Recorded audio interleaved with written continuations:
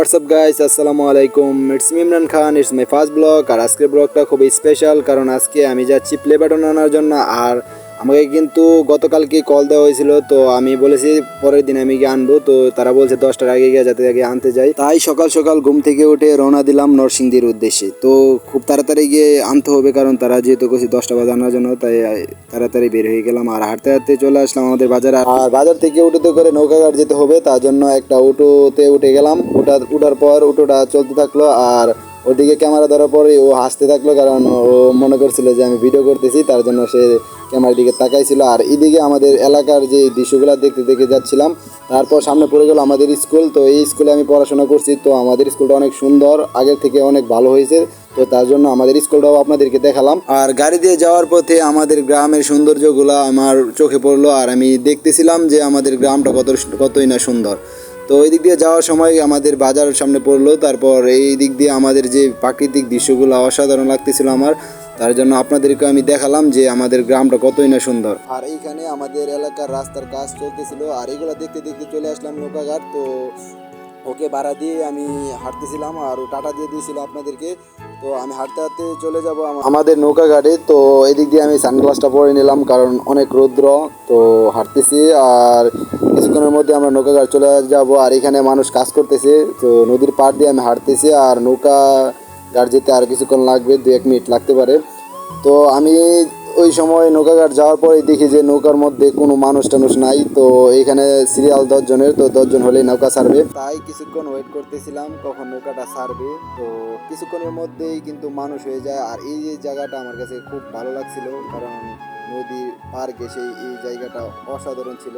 তো কিছুক্ষণের মধ্যেই কিন্তু নৌকাটা স্টার্ট করে দেয়। আর আমি খুবই এক্সাইটেড ছিলাম যে আজকে আমি প্লে বাটন আনতে যাচ্ছি। আর আমি কিন্তু বাসা থেকে একাই বের হয়েছি, তো আমার জন্য নরসিংদীতে সাজাতে ওয়েট করতেছে। আর সাজাদকে নিয়ে আমি প্লে বাটনটা আনতে যাব। তো এইখানে নৌকার মানুষ ছিল, আর এইখানে দেখতেছিলাম যে মাছ ধরতেছিল কিছু ভাই। তো এইগুলা দেখতে দেখতে আমি আমার নৌকা ভ্রমণটা করতেছিলাম। তো তারপরে আমি কিছুক্ষণের মধ্যে আমি নৌকা ঘাট চলে যাই। তো ওইখান থেকে নৌকাতে নেমে যাই। নামার পর আমি দেখি এই পার্কটা। তো পার্কটা অনেক সুন্দর ছিল। তারপর নৌকার কাউন্টারে চলে যাই। ওইখানে আসার পর এইখান থেকে আমি আমার ভাড়াটা দিয়ে দিলাম।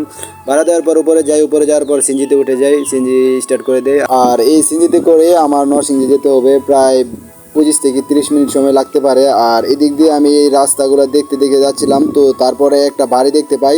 তো প্রথমে মনে করছিলাম যে এটা একটা মসজিদ, কিন্তু না, পরে বাড়ির সামনে গিয়ে দেখি এটা একটা বাড়ি। তো আমার কাছে অনেক সুন্দর লাগছে।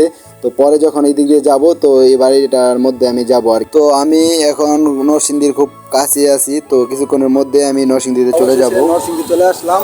আর সাজ্জাতে, যাকে বলছিলাম যে আমার মামা সাজ্জাদ, সে আসছে। এই যে আমার সামনে চলে আসছে সে।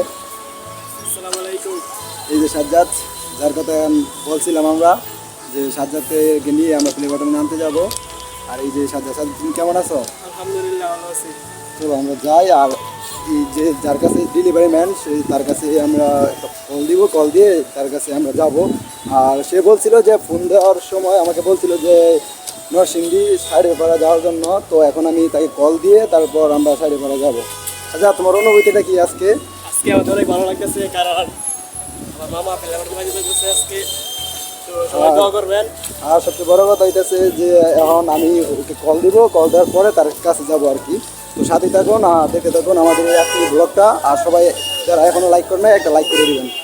আমরা যে গাড়িতে কল দিয়েছিলাম, তো ওই গাড়ি দিলে পারবেন। তো ওনাকে আমি কল দেওয়ার পরে ওনাকে আমি ফোনে পাচ্ছি না। তো তাদেরকে বলছি যে সুন্দরবন কুরিয়ার সার্ভিসের মাধ্যমে আমাদের যে প্রোডাক্টটা, মানে প্লে বাটনটা, এটা আসছে। তো আমরা এখানে মূলত আমি সুন্দরবন কুরিয়ার সার্ভিস কোথায় আমি জানলাম, কিন্তু উনি বলেছিল যে সাইডের পাড়ায় আসার জন্য, কিন্তু এখন তো তাকে কল করতে পারছি না। তো তারা বলছে যে আসো সুন্দরবন কুরিয়ার সার্ভিসের এখানে যাই।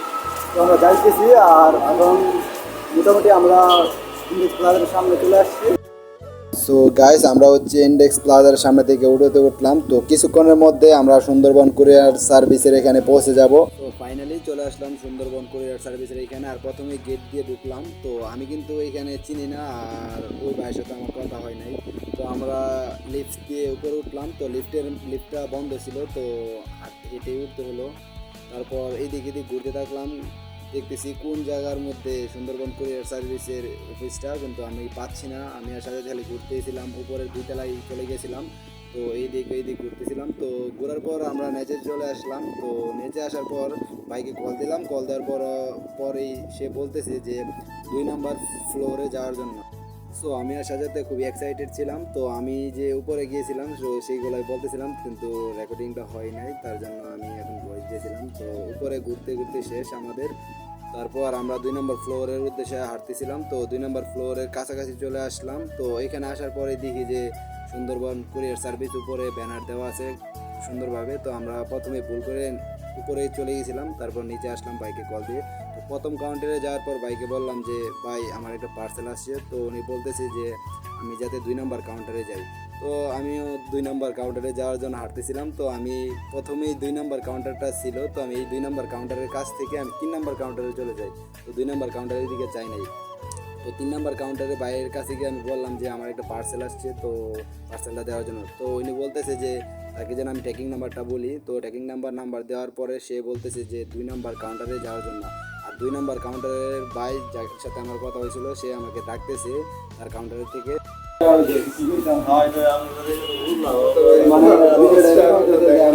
কোনো সমস্যা নেই, এটা বলবো মামলা সংক্রান্ত।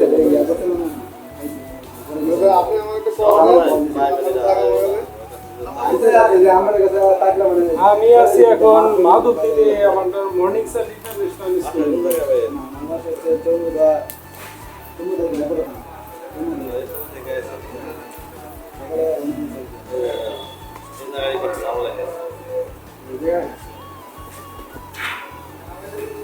ভাই পিছনে তুলো লাভ হবে বিদ্যুৎ দেশ আমার ভবিষ্যতে আর আছে তুলো আচ্ছা আমার চেহারা অনেক সাইনবক্সে যেতে বিদ্যুৎ দিয়ে আসে তুলো তুমি ওনার চেহারা আরে ভাই আমার সবাই দেখা ওনারটা দরকার এই যে আমার এটা